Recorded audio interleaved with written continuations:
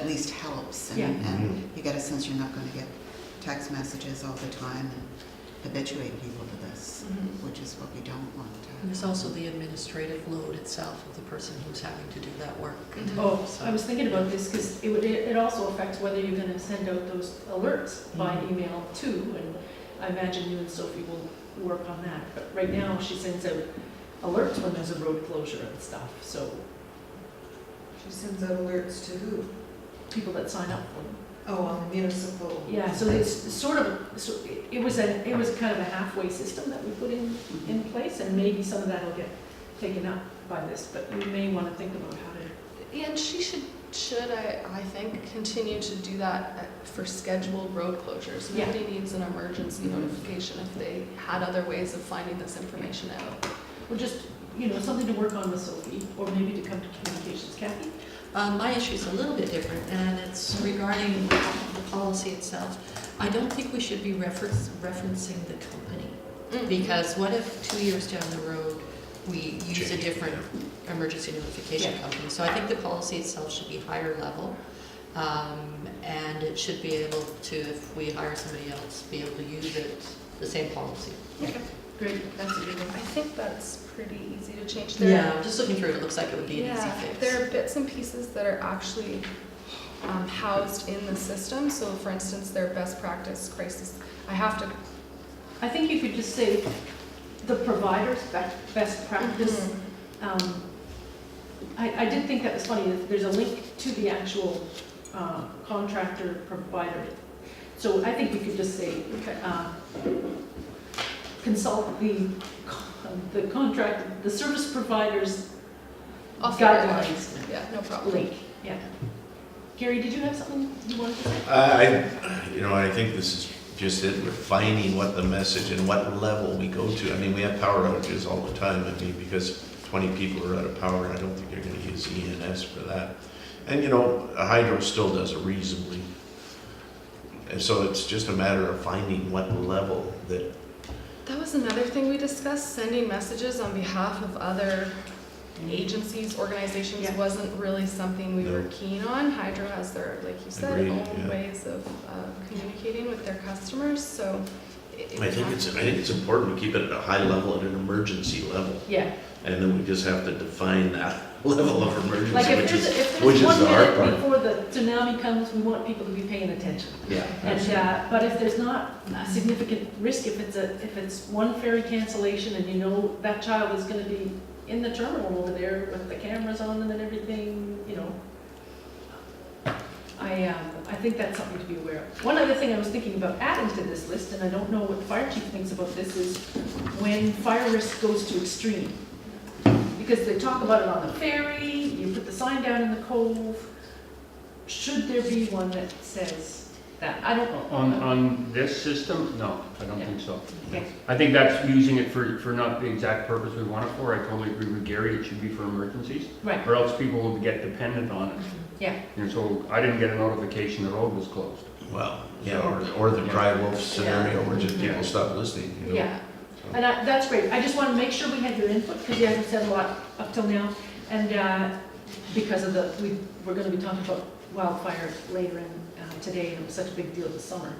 But you've also you've also made that point that I was going to bring up, is that everybody on Bowen is already trained to use all kinds of sources, and they have ferry alerts and all kinds of things on their devices. So I don't want to duplicate things either.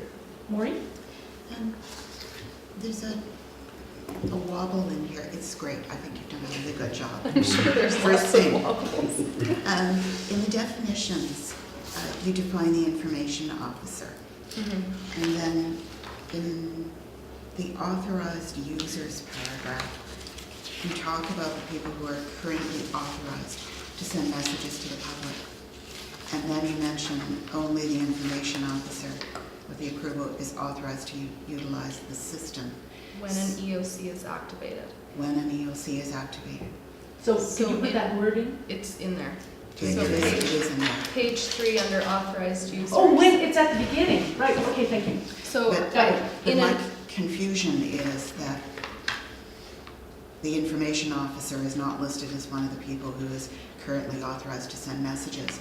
I'm assuming the information officer is the communications coordinator. Is So- that correct? In an EOC, so an information officer really only exists when an EOC has been activated. So in an EOC, that position could in theory be assigned to anyone. Ideally, it's Sophie. She has the training, she knows what she's doing. I really hope that in an emergency, Sophie is available. Until we have other people trained in that information officer role, which I would love to do, it should be Sophie.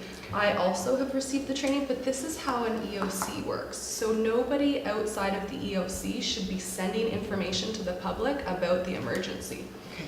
But somebody reading this code would read this and say, oh, but the information officer hasn't been trained or isn't authorized to send messages. It's also very specific in terms of who is currently authorized, and that degree of specificity is something you don't ordinarily see in a policy. And So yeah. there's some wordsmithing that's needed there. And with the last sentence, it would be helpful to just break that out as a second I paragraph so see that you're that, not yeah. making Sure. the connection and trying to figure out what's Sure. the logic here. So should I say only those who are trained or authorized to utilize the system and cut it off there? I think, either that, or try that and then work it out with Kathy, who's very good at doing these policy things, and you've got something to say. Yeah, no, I agree that I think it shouldn't be so specific as to the roles. I would just say staff.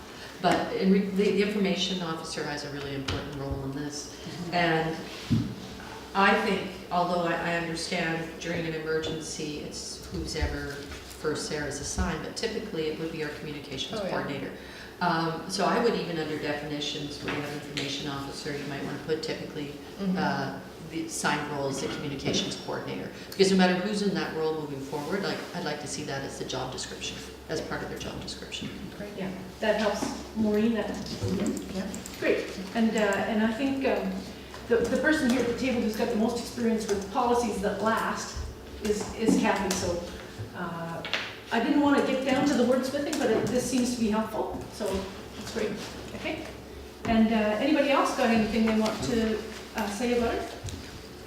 I just have one thing, and I have elderly neighbors in my neighborhood, the Collins sisters, for example, and in their 90s, they've got caregivers, sort of caregivers, people in the community who are working for them, and those people signed them up for it. Good. And then contacted us, a couple of us neighbors, and said, do we have a wildfire evacuation plan for these individuals? And so we made one, which was basically the two of us families that are the closest to them will call each other and figure out who's got the biggest vehicle and is on the island and that kind of thing. Simple. But people are signing up, people who might not know what it is when they get that call, if they get a call. And so some kind of handout would be good for, this is just what I thought, for, forgot the name of the lady, anyway, for her to give to them about it. I don't know, do you have something like that?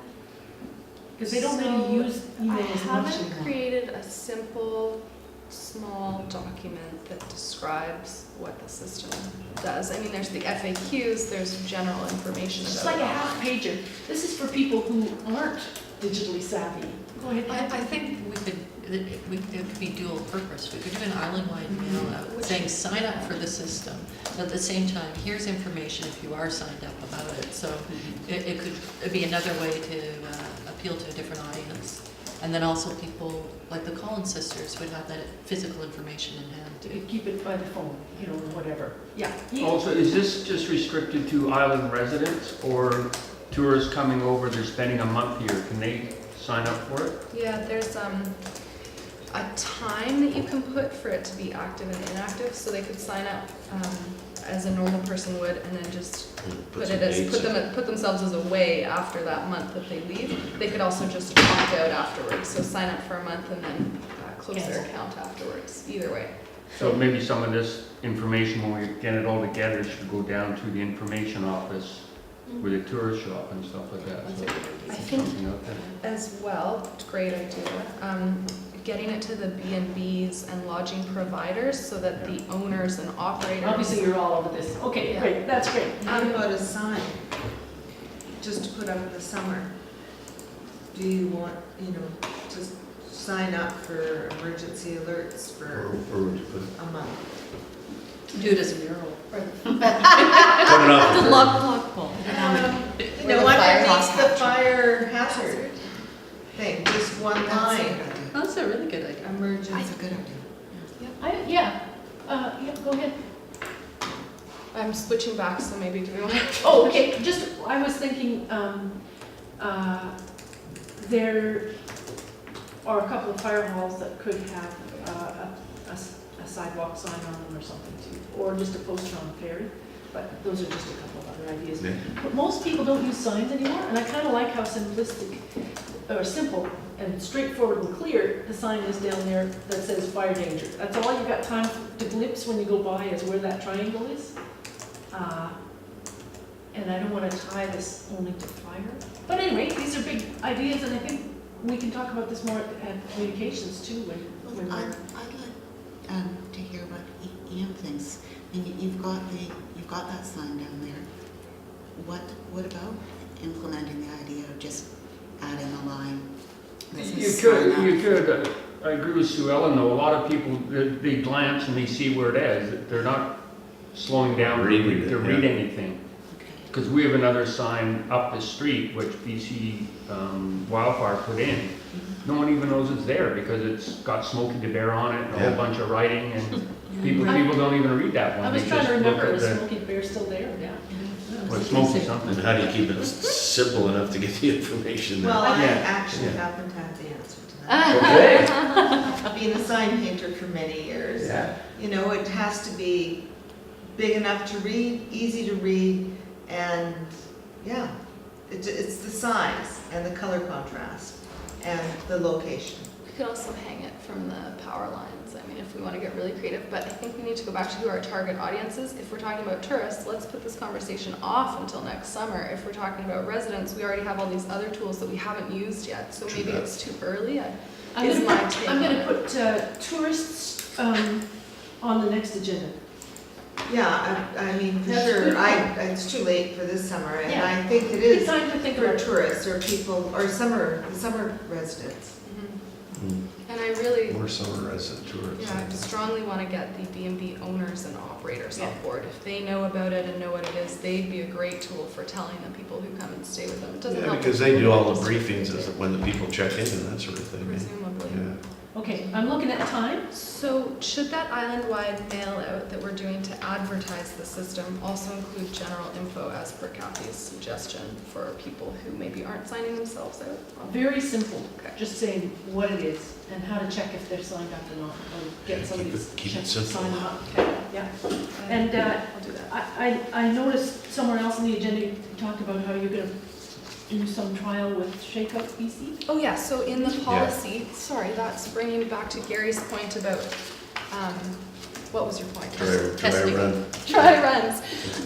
Initially, the policy, I suggested that we test it twice a year, but the group decided that once a year was their preference. So I put a public test will occur on October 19th during Shakeout.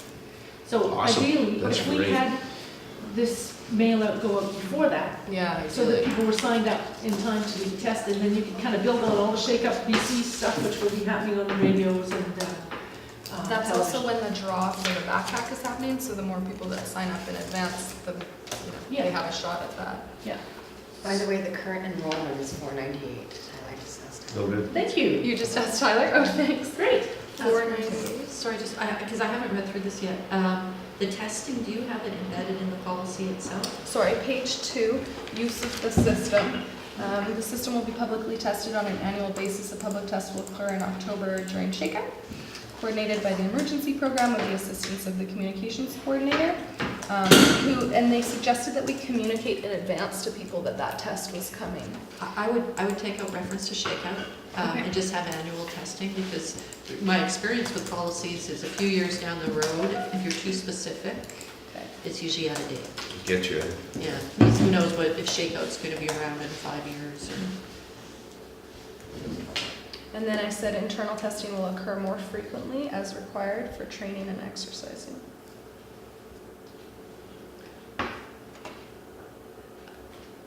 Again, just keep that more general, because you don't want to commit to something that, May occur? yeah, yeah. Okay. And put will or may instead of will. You might just want to say internal testing will happen at a minimum annually or something. If you do more, it's gravy Maybe not. or icing, whatever you like. Okay.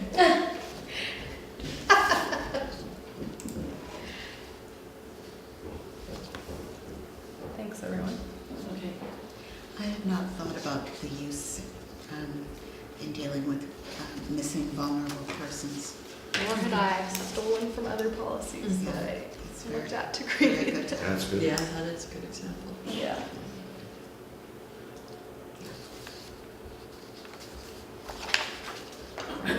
If anyone else reads it later and has more suggestions, I'm happy to receive those via email and discuss them with Kathy. And I didn't have to get this ahead of time.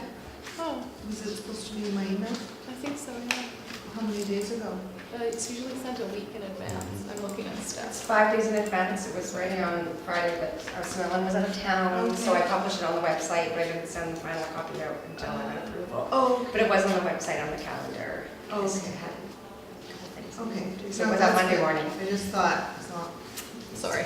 somehow, I missed Sorry. it. Did you Yeah. get it? We actually fixed the windmill DAT problem. I know you had a problem with that, so hopefully you should be able to open Oh, good. everything really well. You don't have to use that app to open attachments anymore. Okay, well, we'll have to try that.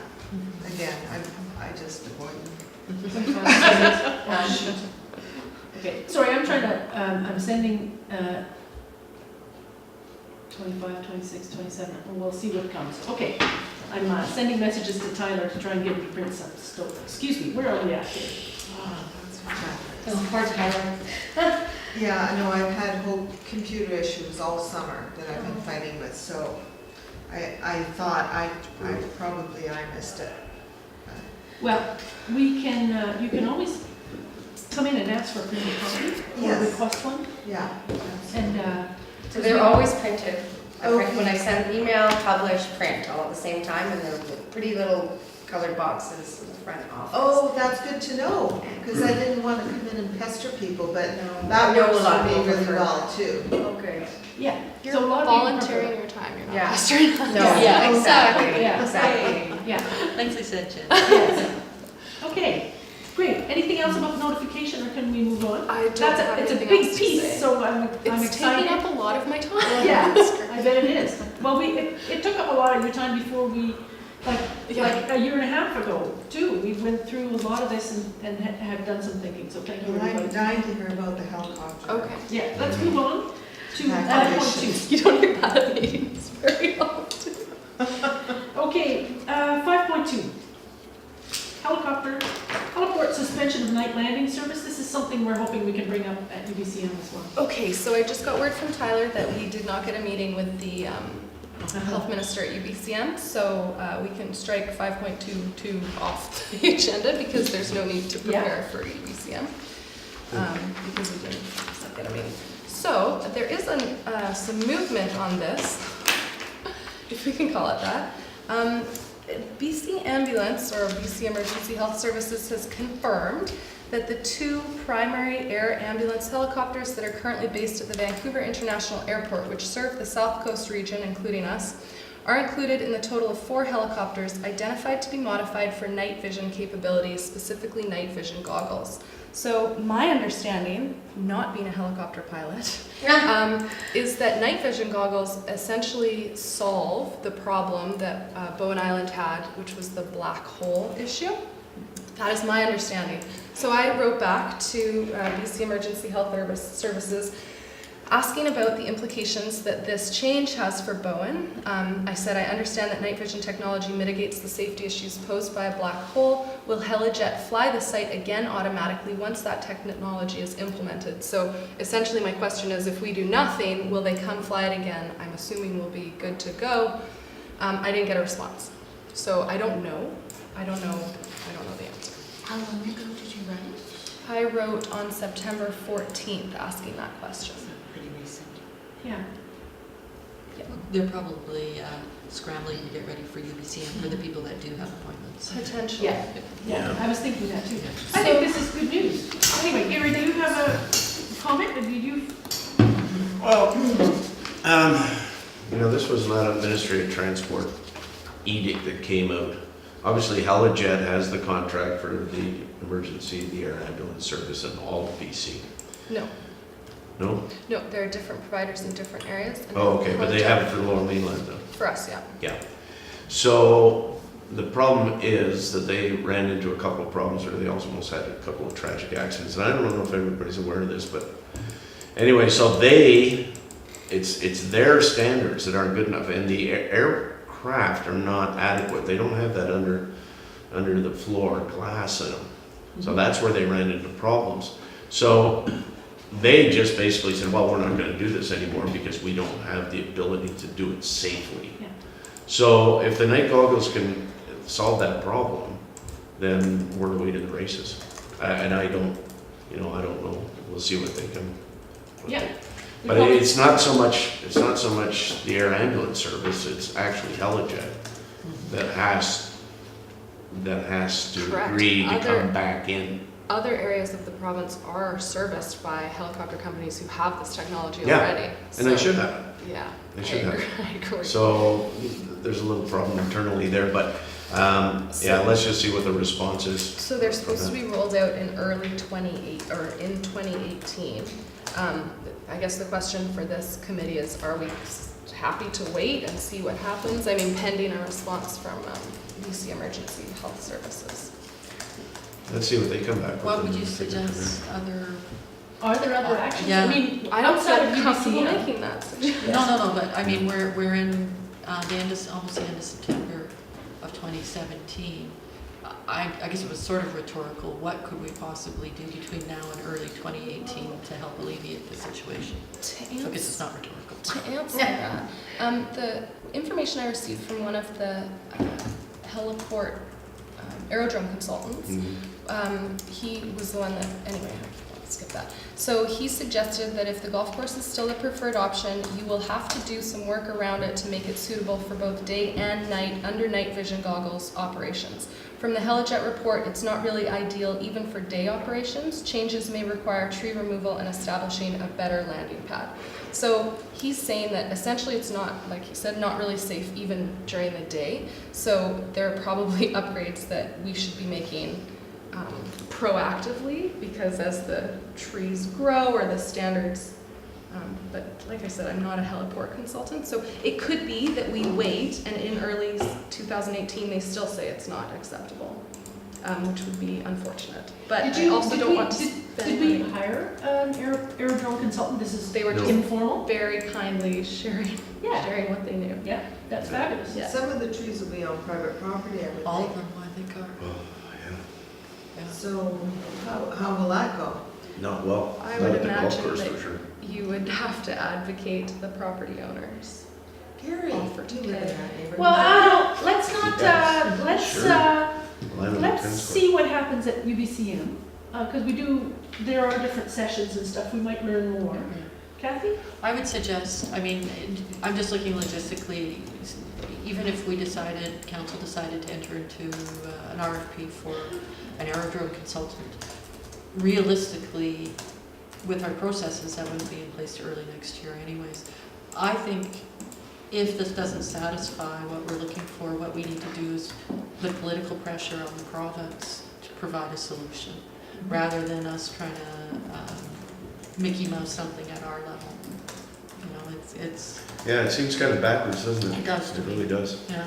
This is a service they're supposed to be providing, Yeah. they're supposed to make it happen. That's why I was hoping we would have a meeting at UBCM. They make it really clear that creating the helipads is not their department. BC Emergency Health Services does not have anything to do with making it better, creating one in the first place. They don't touch it. So it happens in other communities. They build them themselves. Yeah, that's what they've done on Gabriola and They what? Galleon. They build them themselves. Yeah. You're You pay, you find the private property, you put it at your airport, whatever the Yeah. local conditions Mhm. allow. What would that park look like up in Kate's Hill? I'm not a aerodrome consultant. No? I've gotten know so that. many suggestions of Yeah. places that should be looked at. I have a long list of places that I would suggest a consultant consider because people keep Yeah. telling them to me. But at the end of the day, I don't know enough about approach and landing to determine what works for them. I don't have the skills. Can I say, oh, sorry, go ahead, Ian. Yeah, I think that this is something we have to actually really go forward on. On Saturday night, we had an incident down at Cape Roger Curtis. 14-year-old girl fell off the lighthouse at 11 o'clock at night. And there was spinal, internal injuries. Lucky it was down by the water, so we had hovercraft come in. Right. If it was anywhere else on the island, if we couldn't get a helicopter in here, it would have taken a lot longer to transport her, get her down to the water taxi, get her across. So there's all that golden hour that everyone talks about getting Yeah. things done quick. So, And members of the public have contacted me regarding this, so as it became public information, people actually phoned expressing their concern. I encouraged them to write letters to council. I don't know whether or not that was done. But for some people, it's a very important issue. Can I, Especially in the wintertime when it's dark at 4. This seems to me to be a provincial issue too, because I'm going, this is like, we have a health needs assessment from Coastal Health, don't Yeah. we? And maybe you could have a look through there and see I've what, read it in detail. What do you want to know? is there anything about helicopters in there? No. No, I didn't think so either. Okay. Huh. I don't think we can solve this here. Let's see, well, So council recommended that this committee hire a consultant. I'm not sure about the procedures. Do we have to respond and say for these reasons we're not, or just? Was the recommendation that, I don't think, was it that we hire a consultant? Staff put out an RFP? No, I don't think that was adopted. I don't think it was. Yeah, I got a Is copy. it- We should I have it here. agenda. Sorry. it's in here, isn't it? It was page 15 of 27, that council refer the following recommendation to the Emergency Program Executive Committee for comment Yeah. and report back Yeah, to that's comment. different than. Report back. yeah. Report back to comment. Whereas the ability to transport patients and whereas an aerodrome consultant, That's what I remember, yeah. therefore be it resolved that council direct staff to issue a request for proposals for an aerodrome consultant to be funded from the council contingency fund. So, So we have to comment back to them. We have to, this committee has to decide if this is something that we wish to pursue. yeah. The other things that are in the process are the community paramedics are now training. Yeah. So Mhm. we'll have the more Skookum ambulance stuff with the more training of the, and whatever else comes with the community paramedic program sometime in 2018. And like 6 months from now, I think, But is that- the earliest. That doesn't have anything to do, it won't help us at night. No. Okay. Well, I don't know. I'm sort of asking. I'm saying that's a So change does it that's make it happening. any easier to transport patients at night? What if there's going to be 4 of us at this table who are going to UBCM? We haven't got a meeting with the minister, but if I can get Tyler to see if we can set a meeting up with ministry staff That would be great. to at least have this discussion. Because I did read the material that had been provided earlier, and it talks about communities. It doesn't talk about municipalities. It talks about communities building these different. And so from what I've seen from the different examples, it's sometimes privately funded, it's sometimes locally government funded. But to me, it's also downloading of services. And I think we need to get some clarity from the province first. So I will try and arrange a meeting Okay, that at least the 4 of us can maybe attend during. Yeah, absolutely, yes, I'd love to. that would be great. Because they've also been kind of helpful. They answer questions. Yeah, absolutely, and at least they can, point us in the right direction. And then if we need to reconvene this committee or do it by email, Yeah. we can do it that way to deal with this topic. It just seems, that's a good idea, Kathy. And this conversation will help to clarify that a bit. And as soon as I hear back, I'll certainly just forward the email if you'd like about what the implications are for Bowen next year.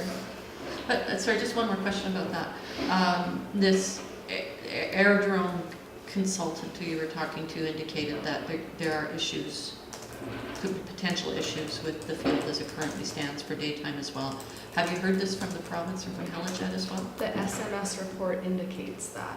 So what the consultant was saying was that the report that we were given, that Helijet wrote, says that he basically inferred from that it's not ideal for Yeah, day I read operations. that, and it was just a very It doesn't- vague throwaway line. It doesn't say in the report, this isn't 86. even ideal for day operations. It just There- highlights all the Yeah. issues that they have with the night, and I guess he's saying these are also issues Yeah. during the day. So nothing against consultants, but they're looking for work, right? Because I read that same report and it was a very, very vague line. So I do think before we jump into taking responsibility and funding aerodrome consultant, we should have that discussion with the province. And if we can't do it at UBCM, maybe we can invite somebody over here to meet with the committee. Yeah, So yeah, I think that would be good. One? I just have a question because I don't know a lot about the subject, but just listening to the discussion.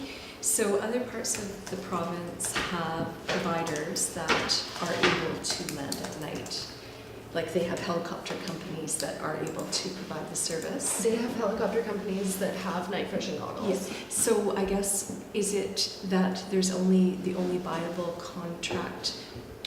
There are other people. So that sort of seems like, I don't know how long Helijet has the contract Next year. with next year. So the province has that leverage. Mm-hmm. They have that And that's, I leverage on think, who why they choose. they're implementing night vision goggles so. now. So, but that's a real Good leverage point, point. Like, yeah. why are they not considering a company that can supply Yeah. the constituents? And I made it really clear to Yeah, him that right that on. was on my It's a little mind frustrating, yeah. when I emailed and said, when is it over? And is there any chance that they're gonna get the next comment or contract? And of course, he said he couldn't say Yeah. that. Yeah. So he can get moving and I'll be right back. So the initial term of the Helijet contract ends April 2019. There's a one-time option for the contract to be extended for a 4-year term at the sole discretion of BC Emergency Health Services. So 2 more years with Helijet. I guess the other thing, Jen, how are the other islands being serviced? Oh, I Salt get Spring, it. Glenby. They're all serviced through different, depends on their regional district, which regional district they're in, and which health authority. Different Yeah. companies, even this health authority no, I shouldn't say that. I was gonna say, even they use multiple companies, but I'm not certain of that. But I know the east side of Vancouver Island, I believe, is serviced by a helicopter company called Ascent. So different, and there's a different one in the eastern part of the province, and I think a different one in the north, So we just got a crappy provider. I think that's the line we should take, right? Yeah. The Ministry of Health. But that being said, they're implementing night vision technology, so can we really complain? They're fixing or addressing this problem. Well, I think they have to because they won't get the contract yet. I believe that that is also the case. It still doesn't leave us with a clear landing pad. In the meantime, we could, oh, sorry. Oh, just what I've seen where was this? Gabriola, which is just similar to our situation. It's just outside of Nanaimo, right? It's even a shorter sailing. They have a new little health center, and it's got a big field, big open space associated with it, and there's a helipad out there with lights, and kind of like, it doesn't have a person, but I think there's supposed to be a person there. And they also have this big clear, no, not clear, Approach. sorry, this big, the approach cone through the forest where the trees have to be kept down to a certain amount and that kind of thing. So, Yeah. but it's new. That's how they do it, yeah. Of note, when you're at UBCM, another small island did receive assistance from Helijet in terms of making recommendations for upgrading their site after a near miss. So why that hasn't been done in our case, I cannot explain. Which island? Lasqueti. Oh, Mesquite. the speedy, wow. So, just as I described, near miss, needed to improve the site. Helijet came over, gave them recommendations, they implemented them, they now have service restored. But on Bowen, when I specifically asked for that assistance, we were denied. Denied, yeah. On what basis? So, my exact email said, Thanks for sharing the report. We're interested in improving the site, blah, blah, blah. As per your recommendation, I've contacted Transport Canada. They can't help us. Is there someone at Helijet with whom we could speak regarding specific site improvements? We're likely able to remove hazardous tall trees at the landing site, for instance. There's also the possibility of paving the parking lot to provide a larger, more level landing site than the ladies' tee box currently offers. Presumably, this would make daytime landings safer as well as Unite. Note, before we begin any modifications, we'd like an idea of whether or not these modifications would potentially allow for reinstatement of night flights. If possible, are you able to assist? And I received a response back from Brendan McCormack, Director of Flight Operations at Helijet. Thank you for your continued efforts regarding this issue. Night operations to Bowen Island. Night operations to Bowen Island are an important issue, and we would like to do our part to see them reinstated. To this point, we have done what we feel we are able to assist the community and BC EHS in this endeavor. We do not have the expertise in-house to provide a community with the determination of site location, design, and equipage. That important work is carried out by qualified Helijet heliport consultants. Once those folks have done the work for a community, whether it be establishing a hospital helipad or community landing zone, an operator such as Helijet then assesses the facility against the aircraft being operated. We routinely do this with facilities like hospitals, etc. While I can't recommend one consultant in particular, I know blah, blah, blah, blah, blah.